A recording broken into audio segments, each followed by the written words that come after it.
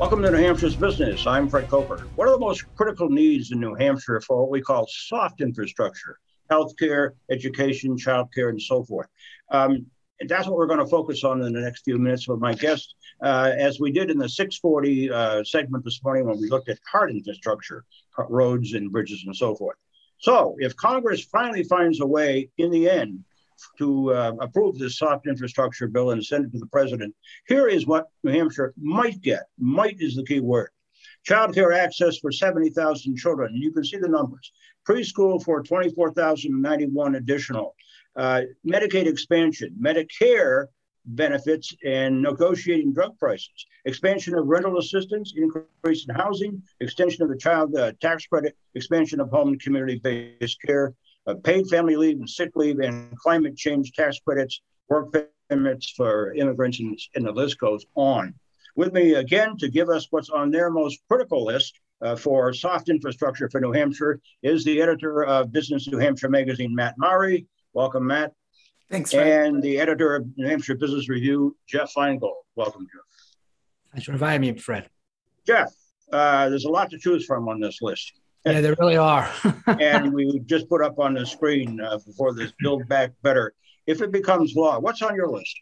Well, I look at that list, and what pops out to me, there are several of them that are essential to help address New Hampshire's most pressing issue today, which is the lack of workforce.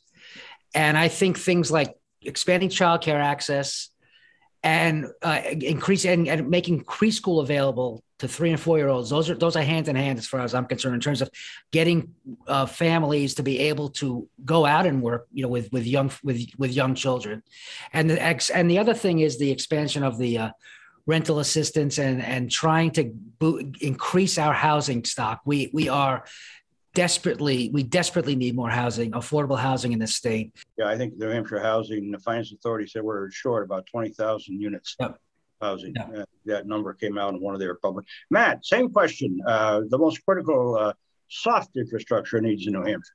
Very similar to Jeff's, obviously, is that, I agree. Childcare and early childhood education and childcare top the list. Even before the pandemic, the number of licensed childcare slots was only 60% of what we needed. And that gap's only increased. If we want to get parents back to work, we have to make childcare not only affordable, but available. So that is a huge problem facing us that hopefully these funds will help to address. And then again, like Jeff said, housing is huge. That's what we hear from our readers all the time. I talked to one company owner who's actually thinking of building his own workforce housing in order to ensure that he can attract folks to his area. That's how bad it's getting. I think over the summer, median home prices in New Hampshire hit $400,000. That's just not sustainable or affordable. Housing in the mill yard got built years ago. Companies built their own. That's absolutely right. I live in the mill yard now, but I live in one of the mills. So. And I want to say something else, Fred. Yeah, go ahead.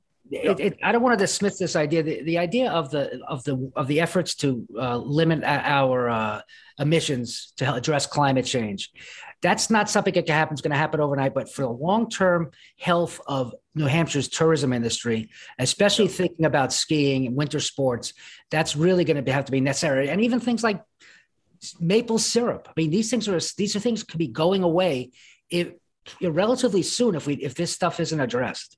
Yeah, you're right. And New Hampshire itself is far behind its New England neighbors when it comes to things like solar energy, wind energy. We're just lagging behind. And if we don't catch up soon, that's going to have a detrimental effect on our economy.